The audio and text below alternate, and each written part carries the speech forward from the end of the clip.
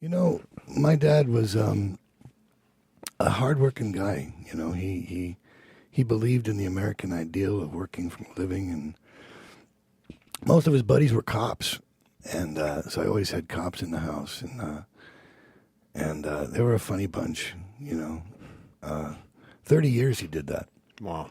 He took me with him a couple times, and I'd spend the night in the bunkhouse, and I think that was the beginning of my insomnia problems because, you know, hearing like 20 guys snoring all night. Yeah.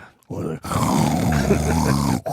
know, and I was a little kid, man, and I just was like, oh my God, Dad, I'm gonna die. I don't want to die here, you know. And but sometimes, you know, the alarm would go off in the middle of the night, and you know, they slide the pole. And he actually, one night, he picked me up in his arm, and he went across the floor. You know, they put their shoes next to the bed with their pants over the shoes. So all you got to do is put your feet in and pull your pants up. And he ran over and he picked me up and he slid the pole with me in his arm. Wow.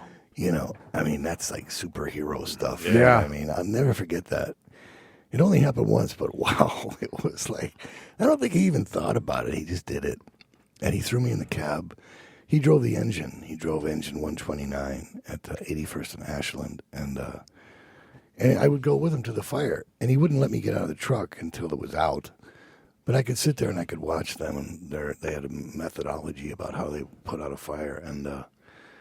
And then he would take me inside the building after it was done so I could see the destruction.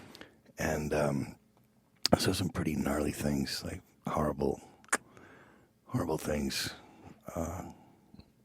In what way? Just everyone's there's possessions just burnt? Yeah, I remember there was a dining room table that he showed me, and all the place settings were melted. Like, Right. Wow. and the fire hadn't even gone in that room.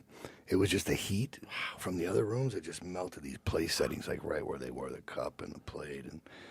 And once there was a guy, they couldn't find him, and they found him, and he was in the corner of a room, and a drape had come down over him, and so because he was bent over, it looked like a table. And then when they pulled the drape off, his fingertips were actually in the wall. And he had just barbecued, you know. And he was just, my father used to call him crispy critters. And we got a crispy critter over here, you know. And they took him off the wall and laid him down. And when he laid down, he burst open. And it was like, yeah. Oh, Did you see?